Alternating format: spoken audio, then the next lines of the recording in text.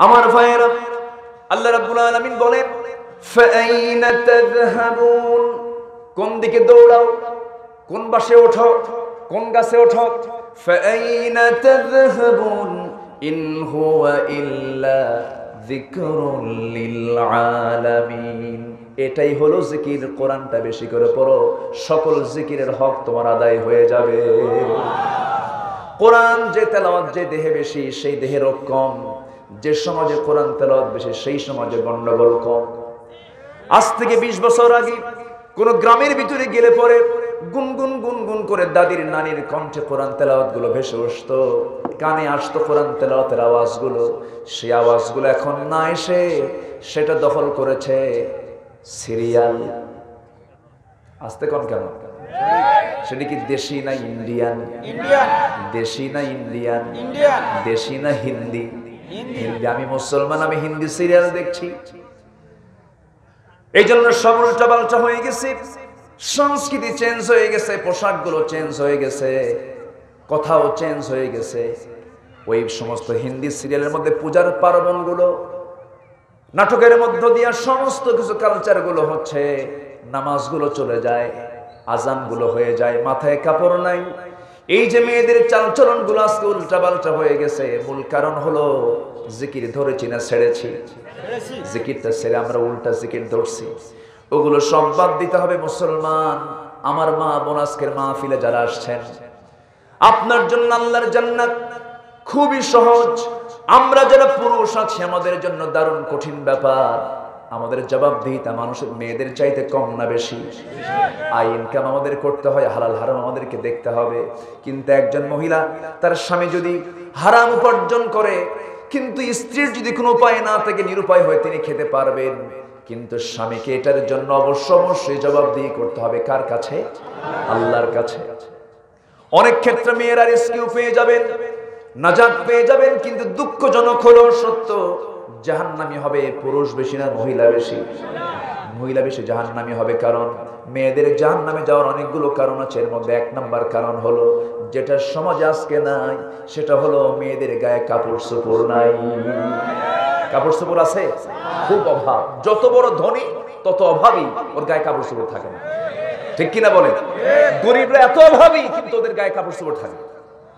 মেয়েরা মোটামুটি যারা একটু গরিব শ্রেণী হয়, ওদের গায়ে মোটামুটি কাপড় চোপড় থাকে। যত ধনী মহিলা দেখবে তত ফকির, গায়ে কাপড় চোপড় নাই। এই শীতের ভিতরে কনকনে হাড় কাঁপানো শীত, থরথর করে কাঁপে, তার গায়ে কাপড় দেয় না। আছে না নাই? এই তো হচ্ছে অবস্থা। সম্মানিত ভাইয়েরা, সম্মানিত উপস্থিতি, আমার মা বোন মাহফিল আসছেন, অথচ আপনি কি জানেন মা, আপনার মতো একজন নারী এমন একটা দোয়া করেছিলেন যে দোয়া আল্লাহ পাক কোরআনে কারীমের এই কিতাবের মধ্যে কোট করেছেন। জোরে কোন সুবহানাল্লাহ। তাহলে মেয়েদের দাম আছে না নাই? আছে।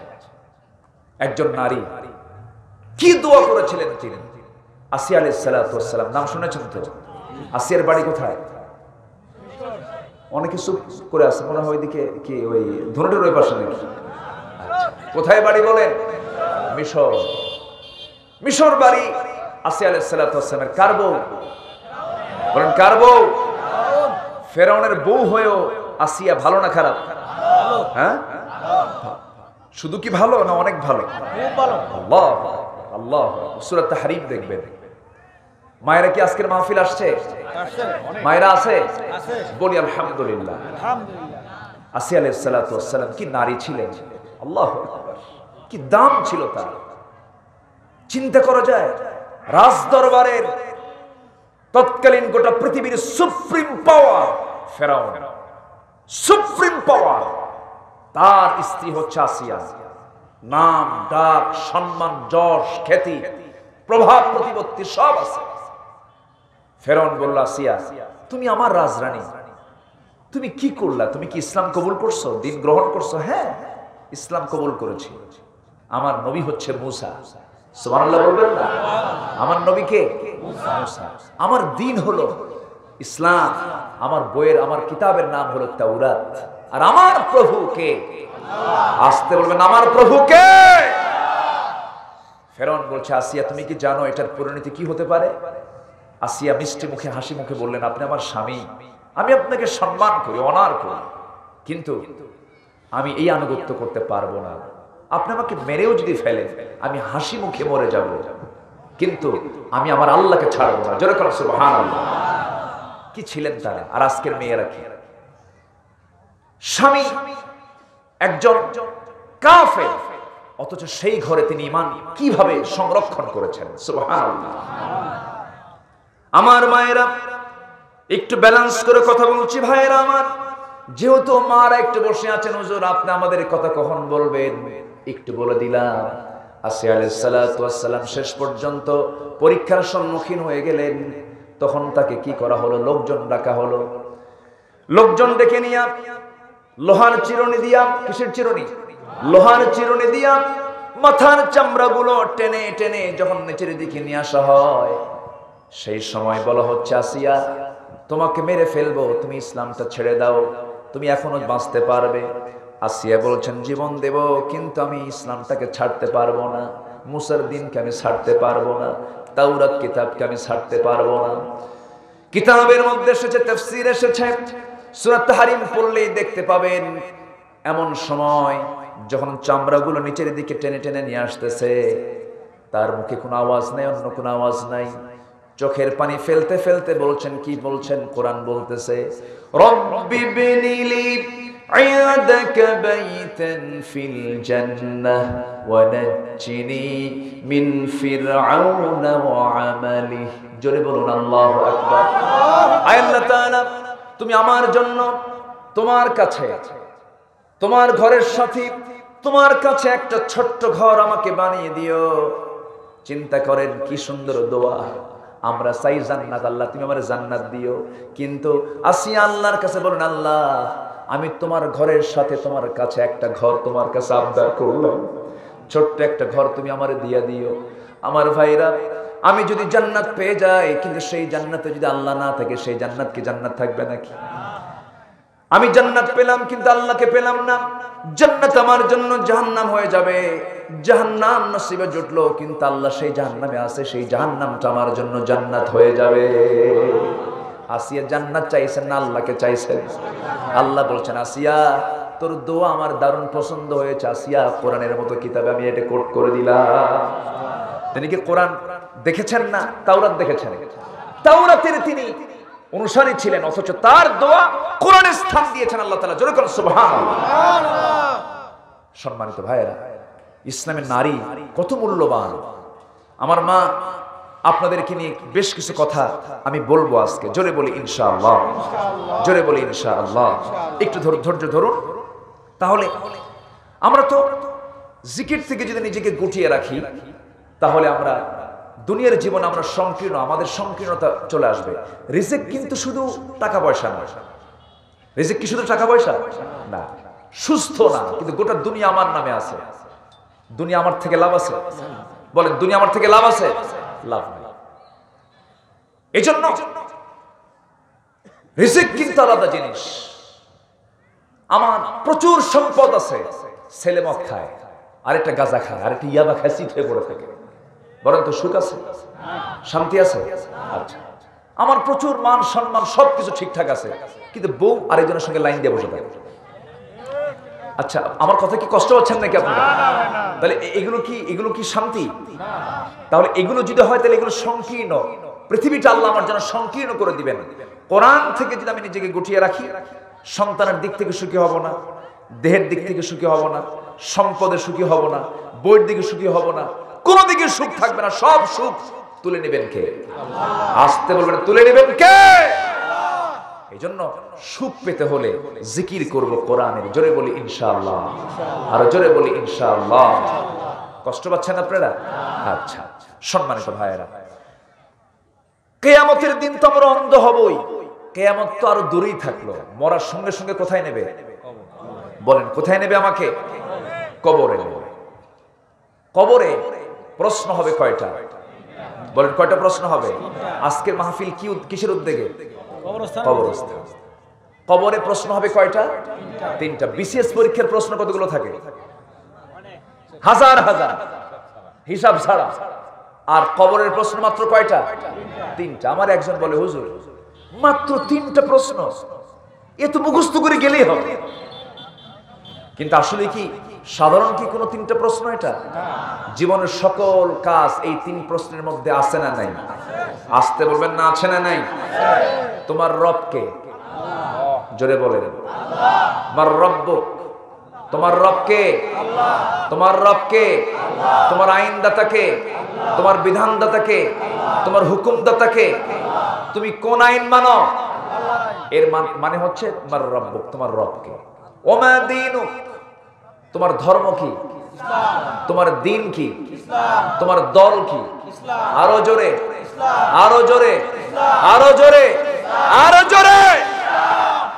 আচ্ছা, ওমান হাদার রাজুল, এই লোকটাকে রাসূলের ছবি টিভি স্ক্রিনে একদম ওয়ান লাইনে আমার নবীর ছবিটা সামনে ডিসপ্লে হবে। ওমান হাদার রাজুল, এই লোকটাকে।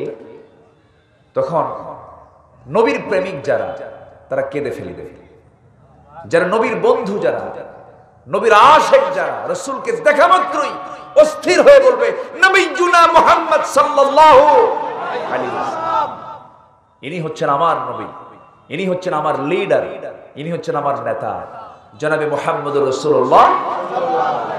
তাহলে এই তিনটার সাথে যদি আমার জীবনের মিল না থাকে, আমার কি জবাব মিলবে? আসতে বলবেন না, মিলবে? আচ্ছা, একটা এই পৃথিবীতে কর্মী বেশি দরকার না নেতা বেশি দরকার? মানে কর্মী বেশি থাকে না নেতা বেশি থাকবে? বলেন। একটা সমাজে থাকতে হবে নেতা বেশি না কর্মী বেশি?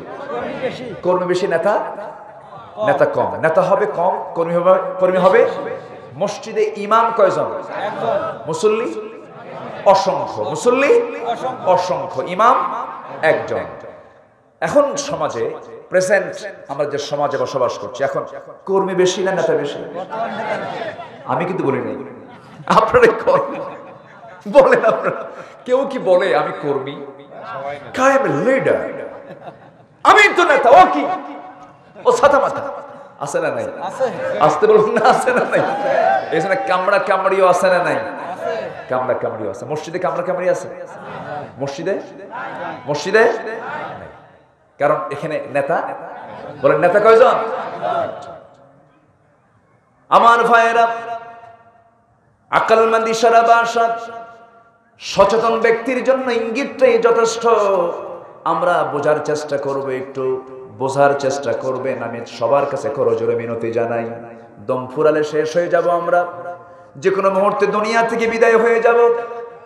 নেতা আল্লাহ রাব্বুল আলামিন আমার আপনার জন্য সিলেকশন করে দিয়েছেন। আমার রব তো আল্লাহ তো আছেনই, আমার নেতাও আছেন।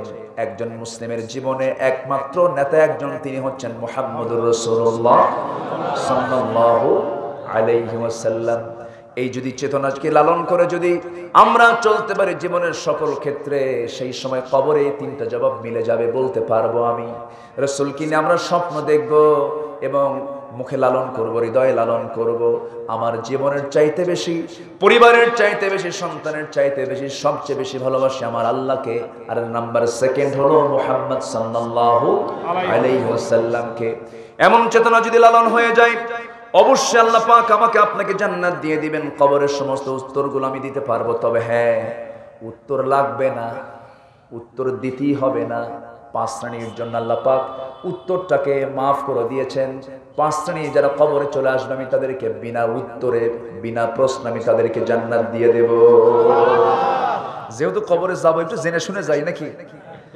যদি 5টা শ্রেণীর মধ্যে আমরা যাই, তাহলে উত্তর দেওয়া লাগবে না। শুনবেন? আগ্রহ আছে? সবার আগ্রহ আছে? আর যদি কেউ কবরে না যান, তাহলে যান, চলে যান নাকি? আচ্ছা, বলি ইনশাআল্লাহ। এত ভদ্র, দেখেন এত সুন্দর মানুষ, খুব কম মিলে, আলহামদুলিল্লাহ। আর আপনার ভাষা আমার ভাষা কিন্তু এক। আপনি নদীর এপারে, আমি নদীর ওপারে, বুঝেন নাই? গেদা কেবা আসা ভাত খাইছাও, গেদা কনে যায় হৌগা না, সৌগা, দেহি, তরহারি আছে না, আরো কি কি জানে বলে। আচ্ছা, মোটামুটি সিরাজগঞ্জের ভাষার সাথে আমার মায়ের ভাষার কিছু মিল আছে। যদিও আমার বাড়ি বগুড়া জেলায়, কিন্তু সিরাজগঞ্জের ভাষাটা আমি রপ্ত করতে পেরেছি, বুঝি মোটামুটি। ওই বেলকুচি থেকে গত সপ্তাহে বেলকুচিতে জুমার নামাজ পড়েছি। বাংলাদেশের একটা ঐতিহাসিক হিস্টোরিক্যাল একটা মস্ক তৈরি হয়েছে সিরাজগঞ্জের বেলকুচিতে, অনেক সুন্দর মসজিদ। এত সুন্দর মসজিদ উন্নত বিশ্বেও নাই। আলহামদুলিল্লাহ, একজন ব্যক্তি এটা করেছেন, একজন ব্যক্তি এটা করেছেন। তো গত জুম্মার সেখানে পড়েছি নামাজ। তো এই যে ভাষা কে দিয়েছেন বলেন তো? আল্লাহ দিয়েছেন না? আগামীকালকে কাপ্তাই চট্টগ্রামে মাহফিল আছে, মাশাআল্লাহ। ওদের ভাষা তো খুব সহজ নাকি? আমরা বুঝি কিছু? বোঝার কোনো ক্ষমতাই নাই। ফোন দিয়ে বলে বড় হড়ে বাজি, কোনো বোঝারই কোনো ক্ষমতা নাই। মানে আপনি কোথায়? আন্নে হড়ে বাজি মানে কঠিন একটা ভাষা, যা মালাকুল মউত বুঝতে কষ্ট হয়। মানে কথার কথা বলছি, এটা রূপক অর্থে বলছি। ভাষার মালিককে বলেন আস্তে, ভাষার মালিককে। এতগুলো ভাষা, সব ভাষার মূল লক্ষ্য কিন্তু একটা, বুঝানো, বোঝা, তাই না? কিন্তু ভাষাগুলো সব বানিয়ে দিয়েছেন কে? কবরে প্রশ্ন হবে না কয় শ্রেণীর? কয় শ্রেণীর প্রশ্ন হবে না? 5 শ্রেণীর কোনো প্রশ্ন হবে না। তারা মরবে, প্রশ্নের জবাব না দিয়ে জান্নাতে চলে যাবে। এরকম জীবনকে আমরা চাই না? এরকম জীবনকে আমরা চাই না? বেশি করে বিড়ি খাবো, ঠিক আছে না? বেশি করে বিড়ি খাবো। বিড়ি খাওয়া লোক আমার দেশে কম না বেশি? বিড়ি খাওয়া দেখে তো মনে হয় বিড়ি খাইলেই জান্নাত পাওয়া যাবে। হ্যাঁ, খাওয়া যাবে না, আমরা বিড়ি টানবো না। জোরে বলি ইনশাআল্লাহ। সিদ্ধান্ত কি নেওয়া যায়? সিদ্ধান্ত নেওয়া যায়। বিড়ি না টানলে কি না খেয়ে মরবো আমরা? আমরা খাবো না। ডাক্তারের কাছে গেছে, হাঁপানি হয়েছে। হাতের মধ্যে ডাক্তার বিড়ি নিয়ে বলে খবরদার বিড়ি খাবেন নাকি? কি কথা কি বলছে? এই তো হচ্ছে অবস্থা। আল্লাহ তুমি সকল নেশা থেকে এই জাতিকে হেফাজত করো। জোরে বলি আমিন। বিড়ির জন্য জবাবদিহিতা আছে না নাই? আপনার টাকা আছে, আপনি 400 টাকার বেনসন প্যাকেট কিনে একদিনে খেয়ে শেষ করলেন, আপনি শয়তানের ভাই। আসতে কোন কেন? জোরে বলেন ঠিক কিনা? 400 টাকায় কি চাউল সংসার একটা পরিবার চলবে না? চলবে। আপনি বিড়ি খায় শেষ করলেন। আবার পান খায় কিছু লোক আছে না? পান দিনে 100 খিলি, হ্যাঁ 100 খিলি পান। এরকম পানখোর আছে না? ঘুমের মধ্যে স্বপ্নে আছে না? স্বপ্নেও খায়, মানে ওর জন্মই হয়েছে পান খাওয়ার জন্য। এরকম আছে না নাই? আপনি এটা করবেন কেন? খান আপনি পান। পান খেতে মানা করছি না, বুড়া মানুষ পান না খেলে তো মানায় না। একটু ঠোঁট লাল হবে, তাই না? দাঁত একটু লাল হবে, জিহ্বা একটু লাল হবে, তুরু তাজা দেখা যাবে।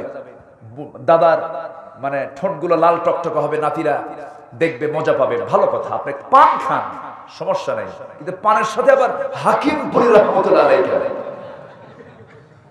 এখানে কথা আছে না নাই? আছে।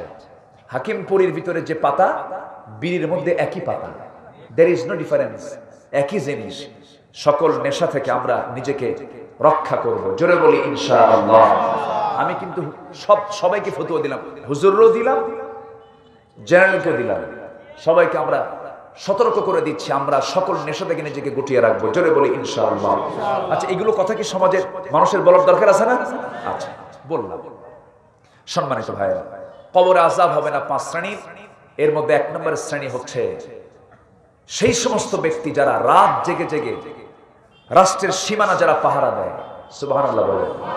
রাষ্ট্রের সীমানা যারা পাহারা দেয়, কিন্তু সে যদি অন্য ধর্মের হয় তাহলে কি পাবে? তাহলে কি তাকে প্রশ্ন করা হবে না? প্রশ্ন করা হবে। মুসলিম হতে হবে। কি হতে হবে? মুসলিম এবং ইসলামী রাষ্ট্র হতে হবে। কি রাষ্ট্র হতে হবে? ইসলামী রাষ্ট্র। কোন একটা ইসলামী ভূখণ্ডের সীমান্ত প্রহরা দিতে গিয়ে যদি রাত জেগে জেগে যদি সে চোখের পানি ফেলে ফেলে যদি রাত্রি পাহারা দিয়ে যদি সেই ভূখণ্ডকে সে যদি পাহারা দেয়, আল্লাহ রাব্বুল আলামিন ওই বান্দার জন্য কবরে কোনো প্রশ্ন করবেন না, আযাব দিবেন না। জোরে কোন সুবহানাল্লাহ। আমার নবীর 2 জন সাহাবীর কথা মনে হয়ে গেল।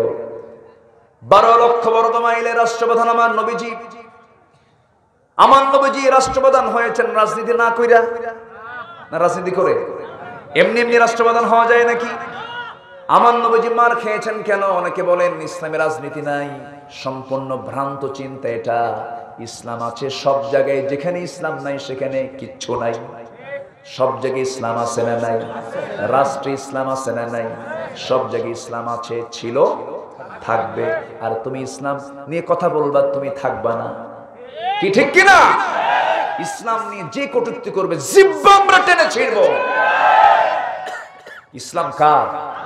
ইসলাম তোর বাপের না যে তুই ইসলাম নিয়ে কথা বলবি। ইসলাম নিয়ে যেই কথা বলবে আমার বাপ হলো, তাকে ছাড়াছাড়ি নাই। রাজি আছেন কারা কারা? হাত উঁচু করে দেখা।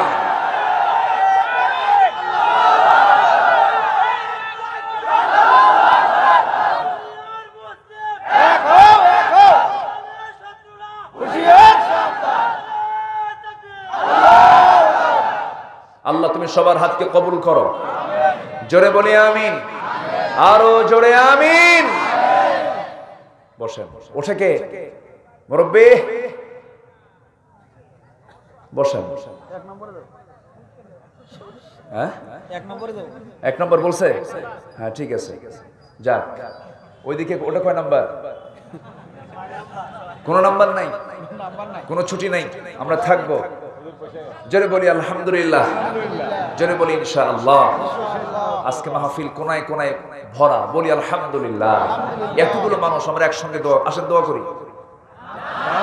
দোয়া করবেন? দোয়া যদি না করেন তাহলে যে উঠবে তারে ধরবেন। রাজি আছেন সবাই? একটু শক্ত কথা বলে ফেললাম মনে হয়। আচ্ছা, একটু মজা করে বললাম। তো আমার নবীজি দুই সাহাবী, কয় সাহাবী? দুই সাহাবী আমার নবীজির রাষ্ট্র পাহারা দিচ্ছেন, সীমান্ত পাহারা দিচ্ছেন। বিজিবি, বিজিবি এই ক্যাটাগরির আমার রাসূলের সাহাবী দুজন পাহারা দিচ্ছেন। তাহলে বিজিবির নাম আছে না নাই? আছে। বিড়ি খাওয়া, বেনামাজি, হ্যাঁ, আল্লাহ ওয়ালা হতে হবে। আমার ভাইয়েরা, আমার বন্ধুগণ, আমার নবীজির সেই নিয়োগকৃত, নিয়োগদান করা দুজন সাহাবী সীমান্ত পাহারা দিচ্ছেন। এমন সময় একজন সাহাবী আম্মার বলছেন, ভাই আব্বা, চোখে আমার দারুণ ঘুম চলে এসেছে, আমি একটু ঘুমোতে যাচ্ছি, তুমি জেগে জেগে তুমি পাহারা দাও। এই কথা বলে আম্মার রাদিয়াল্লাহু আনহু ঘুমিয়ে পড়লেন। হযরত আব্বাস তিনি দাঁড়ায় দাঁড়ায় পাহারা দিচ্ছেন, আল্লাহর কালাম তেলাওয়াত করছেন। ওমান আ'রাদা আন যিকরি ফাইন্না লাহু মাঈশাতান দানকা। আল্লাহর কালাম, আল্লাহর কোরআন জিকির করছেন। এমন সময় দেখা গেল শেষ রাত্রিতে খামাকা তিনি ভাবলেন, দাঁড়ায় থেকে লাভকে ওযু বানালেন। ওযু বানায় শেষ রাত্রিতে তাহাজ্জুদে তিনি দাঁড়িয়ে গেলেন, নামাজ শুরু করলেন। প্রথম রাকাতে নামাজ পড়তে নিয়া হঠাৎ করে দেখতে পেলেন, হঠাৎ করে নামাজের মধ্যেই তিনি গভীর মনোযোগে নামাজ পড়ছিলেন। নামাজ পড়তে পড়তে হঠাৎ করে দেখতে পেলেন তার ডান পায়ে একটা তীর এসে লাগলো, অর্থাৎ শত্রু তাকে লক্ষ্য করে একটা তীর মেরে দিয়েছে। নামাজ তিনি ছাড়ছেন না, রক্ত গড়ে গড়ে পড়ে। দ্বিতীয় রাকাতটা তিনি আবার শুরু করলেন, আরেকটা তীর এসে তার আরেকটা পায়ে বিদ্ধ হলো, রক্তগুলো গড়ে গড়ে পড়ে। নামাজ তিনি ছাড়ছেন না। ঘুমন্ত সাহাবী আম্মার ঘুম থেকে জাগা পেয়ে বলছেন, আব্বা তুমি কি করো, পাগলামি করছো, শত্রু তোমাকে অ্যাটাক করে ফেলেছে। তাও তিনি কোনো আওয়াজ করছেন না। দ্রুত গতিতে সিজদা দিয়া তাশাহুদ পড়ে, দরুদ পড়ে, মাসুরা পড়ে তিনি নামাজটা শেষ করলেন। নামাজ শেষ করার পরে বলছেন, ভাই আম্মার, আমিও টের পেয়েছি শত্রু আমাকে অ্যাটাক করে ফেলেছে নামাজের ভিতরে। আমার দুই পায়ে দুইটা তীর যখন মেরে দিল, আমি আমার মুহাব্বতের নামাজ ছাড়তে পারতেছি না। তখন মনে হলো দুইটা তীর দুইটা পায়ে কেন, আর একটা তীর এসে আমার বুক ভেদ করলেও মুহাব্বতের নামাজ আমি ছেড়ে দিতাম না। আমার মনে হচ্ছিল আমি শহীদ হয়ে যাই, আমি দুনিয়া থেকে বিদায় হয়ে যাই। এমন সীমান্ত রক্ষীর জন্য কবরে কোনো প্রশ্ন হবে না। আমার ভাইয়েরা, এমন নামাজে আমরা হব, জোরে বলি ইনশাআল্লাহ। যে নামাজ পড়ে সে হলো জাকির। সে কি? জাকির। সে হলো প্রকৃত জাকির, জিকির করনেওয়ালা। নামাজ আমরা পড়ব 5 ওয়াক্ত। নামাজ না পড়লে পরে জাহান্নাম যেতে হবে। কে বলেছে? অনেকে বলে হুজুর নামাজ না পড়ে আমার ঈমান শক্ত। এটা শয়তানের কথা, এটা ভ্রান্ত কথা, সম্পূর্ণ মিথ্যা কথা। কিছু কিছু দরবারে আছে তারা বলে নামাজের দরকার নাই, জিকির করলে হয়ে যাবে। এগুলো ভুল কথা, এগুলো শয়তান তাদেরকে এজেন্ট বানিয়ে ছেড়ে দিয়েছে। ওদের কাছে আমরা যাব না। জাহান্নাম যেতে হবে নামাজ না পড়ার কারণে। কার কথা? আসতে বলবেন না কার কথা? আল্লাহর কথা। আল্লাহ রাব্বুল আলামিন সুন্দর করে এক জায়গায় সব সুন্দর করে বুঝায় দিচ্ছেন স্পষ্ট করে, মা সালাকাকুম ফি সাকার ক্বালু লাম নাকু মিনাল মুসাল্লিন ওয়া লাম নাকু নুতঈমুল মিসকিন ওয়া কুন্না নাখুযু মা'আল খায়িদিন ওয়া কুন্না নুকাযযিবু বিয়াউমিদ্দিন। জোরে বলুন আল্লাহু আকবার। কিয়ামতের দিন হাশরের ময়দানে জাহান্নামীদের জন্য জাহান্নাম যখন ফয়সালা হয়ে যাবে, জাহান্নামীদেরকে বলা হবে, আজকে তোমরা কেন জাহান্নামের মধ্যে? তারা বলবে চারটা অপরাধ। কয়টা অপরাধ? আসতে বলবেন না কয়টা অপরাধ? চারটা অপরাধের কারণে আজকে আমরা জাহান্নামে। নাম্বার 1 হলো ক্বালু লাম নাকু মিনাল মুসাল্লিন। আমরা আযান শুনেছি, আযান কানে কানে পেয়েছি, ফজরের আযান কানে এসেছে, কিন্তু বিছনাটাকে ছাড়তে পারি নাই। আমার ভাইরা, যারা আযান শুনে বিছনা ছাড়বে, কবরে তাদের সুন্দর বিছানা হবে। একটু জোরে বলে সুবহানাল্লাহ। দুনিয়ার বিছানা ছাড়বেন নামাজের জন্য, কবরে বিছানা বিছায়া দিবেন কে? আসতে বলবেন না কে? ফজর আগে না ঘুম আগে? বলেন বলেন বলেন বলেন। আসসালাতু খায়রুম মিনান নাওম। এটা কার কথা? আসসালাতু খায়রুম মিনান নাওম। ঘুম থেকে নামাজ উত্তম। আপনি যদি সেই সময়টা ঘুম পাড়তে থাকেন, বুঝতে হবে ওই ঘুমটা আপনার জন্য রোগের কারণ হবে, অসুখের কারণ হয়ে যাবে, আপনি অসুস্থ হয়ে পড়বেন। অতএব আপনি ঘুম থেকে জাগা পান নাই ভিন্ন কথা, কিন্তু আপনাকে টার্গেট করতে হবে, আপনাকে জাগতে হবে। হঠাৎ করে আপনি ঘুম পাচ্ছেন সেটা ভিন্ন কথা, এরকম হতে পারে অনেক সময়। যখন জাগাবেন তখন নামাজ পড়বেন, কিন্তু আপনার প্ল্যান যদি থাকে রাত 9টার দিকে 10টার দিকে আপনি শুয়ে পড়েছেন, মনে মনে প্ল্যান, অথবা 12টার দিকে মনে মনে প্ল্যান করেছেন ফজরের সময় উঠবো, অ্যালার্ম লাগবে না। আল্লাহ পাক প্রত্যেকটা ব্রেনের ভিতরে এক্সট্রা একটা অ্যালার্ম দিয়ে রাখেন, বান্দা ওই সময় টের পেয়ে যায়। সুবহানাল্লাহ। আমার ভাইয়েরা, নামাজটাকে ছেড়ে দেওয়া যাবে না। সালাত ত্যাগ করার পরিণামটা কি? সালাত ত্যাগ করার পরিণাম হলো জাহান্নাম। জাহান্নামে যেতে হবে, জাহান্নামে জ্বলতে হবে। দুনিয়াতে যারা রুকু করতে পারবে না, হাশরেও তারা রুকু করতে পারবে না। দুনিয়াতে যারা সেজদা দিতে পারবে না, তারা আখিরাতেও সেজদা দিতে পারবে না। সেদিন বলবে হচ্ছে না সেজদা, হচ্ছে না রুকু। আমার ভাইরা, সেই জন্য নামাজের প্র্যাকটিসটা আমরা সুন্দর করে করব। জীবনে নামাজ ছেড়ে দেব না, এমন কি সিদ্ধান্ত নেওয়া যায় নাকি? এমন সিদ্ধান্ত কি নেওয়া যায়? একটু হাত উঁচু করে দেখান তো দেখি, বলে ইয়া আল্লাহ। আরো জোরে ইয়া আল্লাহ, ইয়া রহমান, ইয়া রহিম। আমাদেরকে 5 ওয়াক্ত সালাত আদায় করার তৌফিক তুমি আল্লাহ দিয়ে দাও। জোরে বলি আমিন। আরো জোরে আমিন। হাত নামান। নামাজ কি বেপর্দা শিখায়?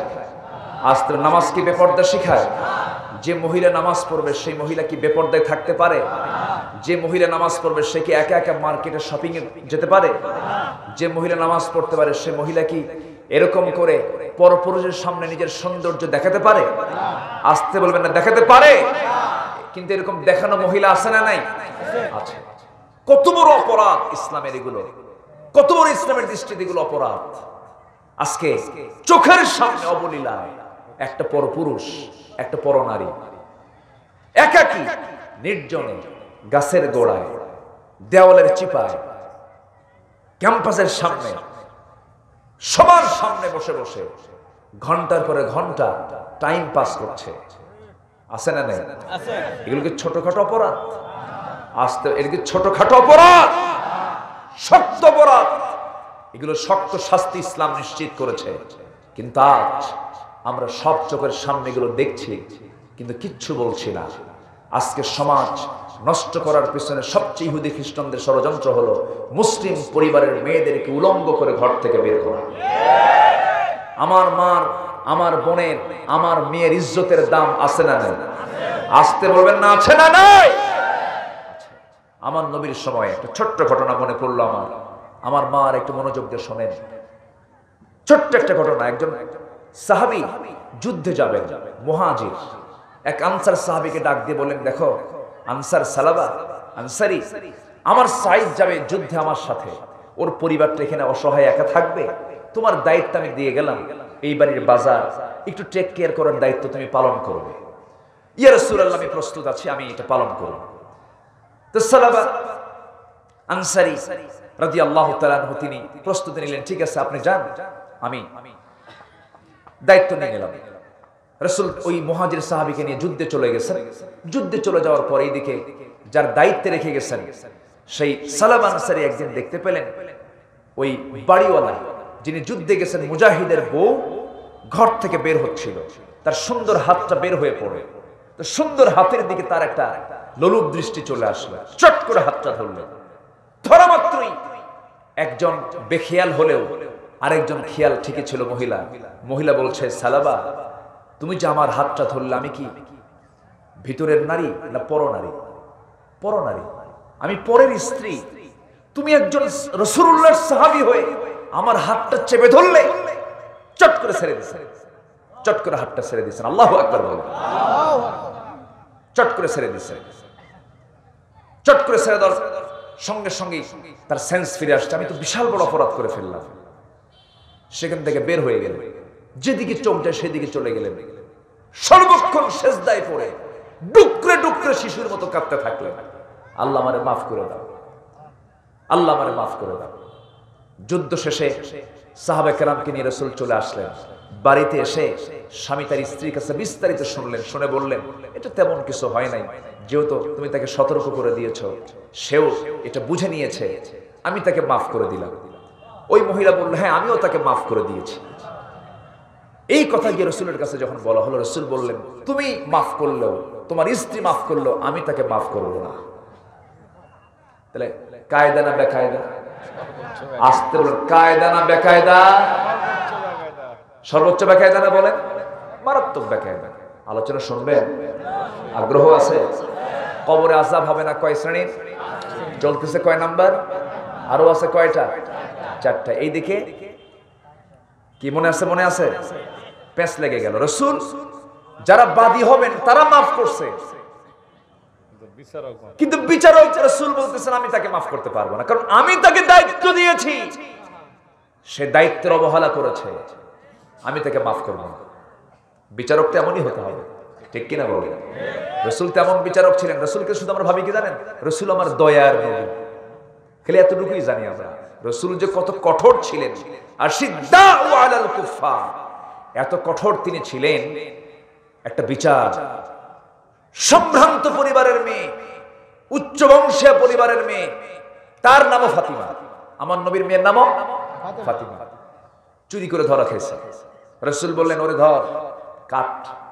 ফাকতাউ আইদিয়াহুমা, চোর এবং চুন্নি কোনো আপিল নাই, হাত কেটে দাও। কার কথা? কোন চোর? অভাবের চোর না স্বভাবের চোর? অভাবী চোর না স্বভাবী চোর? ইসলাম কোন চোরের শাস্তি দেয়? স্বভাব, অভাবের না। জুতা চোরের শাস্তি ইসলাম দেয় না, কলম চোরের শাস্তি ইসলাম দেয়। কিসের শাস্তি? কলম চোর। কলমের খোঁচা দিয়ে টাকা মারা লোক আছে না নাই? সম্মানিত ভাইয়েরা, সম্মানিত বন্ধুগণ, রাসূল বললেন, ঠিক আছে হাত কাটো। এইদিকে ওই মেয়ের পক্ষের লোকজন এসে ওমর ফারুকের কাছে এসে বলতেছে, সাইয়েদনা ওমর ফারুক রাদিয়াল্লাহু সামনে এসে বলতেছে যে, দেখো ওমর, তোমার কথা রাসূল খুব শুনবে, তুমি একটু সুপারিশ করো, বংশ শেষ হয়ে যাবে, হাত কাটলে মহিলা মানুষ কেমন হবে, একটু আপনি একটু সুপারিশ করেন। ওমর ফারুকের দিল নরম হয়ে গেছে। আমার নবীর সামনে গিয়ে বলতেছে, ইয়া রাসূলুল্লাহ, একটু কি কিছু করা যায়? কি কথা কি বুঝতেছেন আপনারা? এরকম এরকম এরকম সুপারিশ করার লোক এখন আছে না? আসতে বলবেন না, আছে না নাই? আমার নবীজি বারবার বলছেন, ওমর তুমি কি বলতেছো বলো, আবার বলো, আবার বলো। এক পর্যায়ে তিনি থেমে গেছেন, নবীজির চেহারা রক্তিম আকার ধারণ করেছে, চক্ষু লাল হয়ে গেছে। এবার বলছেন, ওমর তোমার দারাজ কণ্ঠ কোথায় গেল? তুমি কায়েত হয়ে পড়েছো, তোমার দিলটা নরম হয়ে গেছে, কিন্তু এটা তোমার দৃঢ়চেতার পরিচয় নয়, এটা তোমার আদল ইনসাফের পরিচয় নয়, কোরআনের আয়াতের হক লঙ্ঘন হয়ে যাবে। ওমর, আমি তোমাকে স্পষ্ট ভাষায় জানিয়ে দিতে চাই, আজকে ওই বংশের ফাতিমা চুরি না করে আমার মেয়ে ফাতিমা বিনতে মুহাম্মদ যদি চুরি করে ধরা খেত, আমি রাসূল সমস্ত লোকজনের সামনে নিয়ে স্বামী রাসূল নিজে আমার মেয়ের হাতটা কেটে দিতাম। একটু আস্তে করুন সুবহানাল্লাহ, জোরে বলুন সুবহানাল্লাহ। আমার ভাইয়েরা, নবীজির বিচার কত সূক্ষ্ম ছিল, সাহাবীদের বিচার কত সূক্ষ্ম ছিল। একজন বিচারকের নাম মনে পড়ে গেল, কাজী শুরাইহ ইবনুল হারিস আল কিন্দি রাহমাতুল্লাহ আলাইহি। 117 বছর বেঁচে ছিলেন, ইয়েমেনের মানুষ ছিলেন, 60 বছর বিচারপতি ছিলেন। কত বছর? 60 বছর। ওমরের সময় তিনি বিচারক ছিলেন, হযরত ওসমানের সময় বিচারক ছিলেন, হযরত আলীর সময় তিনি বিচারক ছিলেন, 3 খলিফার সময় তিনি বিচারকের দায়িত্ব পালন করেছেন। আর 2 খলিফার বিরুদ্ধে রায় দিয়েছেন। 2 খলিফার বিরুদ্ধে একজন বিচারক রায় দিয়েছেন। আল্লাহু আকবার বলবেন। পাগল বানায় নাই, বিচারকের পদ কেড়ে নেয় নাই। আমার বিরুদ্ধে রায় দিলি, তোর পদ কেড়ে নিলাম। বরঞ্চ পদ তো কেড়ে না দূরের কথা, ওমর ফারুক তাকে তার বিরুদ্ধে রায় দেওয়ার কারণে তাকে প্রধান বিচারপতির পদ দিয়ে দিলেন। যেরকম আল্লাহু আকবার। এমন কি কাজী শুরাইহ তার নিজের ছেলের বিরুদ্ধে রায় দিলেন। আল্লাহু আকবার বলবেন না? কিসের কারণে বলেন? কিসের কারণে? জিকিরের কারণে। কিসের কারণে? ওমান আ'রাদা আন যিকরি, যারা আমার জিকির থেকে নিজেকে গুটিয়ে রাখবে তাদের জন্য দুনিয়া সংকীর্ণ হয়ে যাবে। আইন যখন আপনি সুন্দরভাবে সমাধান করবেন না, বিচার সমাধান করবেন না, আপনিও শান্তিতে থাকতে পারবেন না, আপনিও সংকীর্ণতার মধ্যে থাকবেন। ঠিক কি না? আপনি রাস্তায় চলতে নিয়ে ভাববেন কোন দিক দিয়ে ফুটটুস, কোন দিক দিয়ে কি জন আসে, কি জন হয়, কোন জন হামলা হয়। ওমরের চিন্তা ছিল না। ওমর একাকী রাস্তায় খোলা ময়দানে কোনো লোকজন ছাড়াই চলতেন। আল্লাহু আকবার। উনি জানতেন আমি কোনো ভুল করিনি, আমি কোনো অপরাধ করিনি। সম্মানিত ভাইয়েরা, কাজী শুরাইহ ইবনুল হারিস একদিন আদালতে বসা। ওমরে ফারুক একজনের কাছ থেকে একটা ঘোড়া কিনেছেন। কি কিনেছেন? ঘোড়া কিনে ঘোড়ায় চড়ে 3-4 কিলোমিটার দাবড়ায় চলে গেছেন। হঠাৎ করে ঘোড়ার দৌড়াতে পারে না, বসে গেছে। খেপে গেছেন ওমরে ফারুক, এসে বলতেছেন, এই ঘোড়াওয়ালা, কি ঘোড়া দিলা তুমি? 2-3 কিলোমিটার যেতে ঘোড়া অচল, তুমি আমাকে অচল ঘোড়া দিয়েছো। ঘোড়া আমি নেবো না, টাকা দাও। ঘোড়াওয়ালা বলে, আমি টাকা ফেরত নেব না, ঘোড়া আপনাকে সুস্থ ঘোড়া দিছে। এখন বলেন দেখুন কি ফয়সালা। চিন্তা করেন, ঘোড়াওয়ালা, সিম্পল একজন ঘোড়াওয়ালা বলতেছে, ওমর ওই ঘোড়া আমি ফেরত নেব না, আমি তোমাকে সুস্থ ঘোড়া দিয়েছি, টাকা নিয়েছি, বেচাবেচি হয়ে গেছে, ফেরত নাই। ওমরে ফারুক বলেন, তাহলে কি করা যায়? চলো বিচারকের আদালতে যাই। চলো আদালতে চলে গেলেন। কাজী শুরাইহ বসে আছে। কাজী শুরাইহ বলেন, আমিরুল মুমিনিন, আপনি আমারও আমির, আপনি আমারও খলিফা, আপনি আসছেন আমার আদালতে বিচার চাইতে, আমি কি বিচার করবো? কেন? ইয়াদিলু হুয়া আকরাবু লিত্তাকওয়া, সঠিক বিচার করে এটাই তাকওয়া। আমি ওমর আমার দিকে তাকায়ও না। আল্লাহু আকবার বলেন। এবার কাজী শুরাইহ বলতেছে, ঘোড়া যখন কিনেন আপনি তখন কি সুস্থ না অসুস্থ? সুস্থ। যখন ঘোড়া আপনি দাবরান তখন কি কিছু দূর যেতে অসুস্থ? তিনি বললেন, সাইয়েদনা ওমর আমিরুল মুমিনিন, আপনি এখন সুস্থ, কিছুক্ষণ পর যে অসুস্থ হবেন না তার গ্যারান্টি কি? গ্যারান্টি নাই। আপনার ঘোড়াও অসুস্থ হয়ে গেছে, গ্যারান্টি নাই। একটু আস্তে করেন সুবহানাল্লাহ। রায় চলে গেল খলিফার দিকে না ঘোড়াওয়ালার দিকে? এখন তো খলিফার খেপার কথা, ক্ষমতার প্রয়োগ করার কথা। বিচারের প্রতি তোরে খাইয়া ফেলাম, এরকমই তো হয় আজকের সমাজে, ঠিক কিনা? সাইয়েদনা ওমর কি করলেন? সোজা চলে গেলেন অফিসে গিয়ে মজলিসে শুরার বৈঠকে বসলেন। মন্ত্রী পরিষদ বৈঠকে বসলেন। বসে বললেন, একজন কাজী পাইছি, খুব ভালো, আমার বিরুদ্ধে রায় দেয়। সুবহানাল্লাহ বলবেন না? ওরে আমি প্রধান বিচারপতি বানায় দিলাম, যা। চিন্তা করেন, আরেকজন খলিফা হযরত আলী রাদিয়াল্লাহু তাআলা আনহু, নাম শুনেছেন না? কার জামাই? বলেন কার জামাই? বইয়ের নাম কি? বলেন বইয়ের নাম কি? কত দাম! আবার তার ছেলের নাম কি? হাসান হোসেন, জান্নাতের যুবকদের সর্দারের বাপ আলী।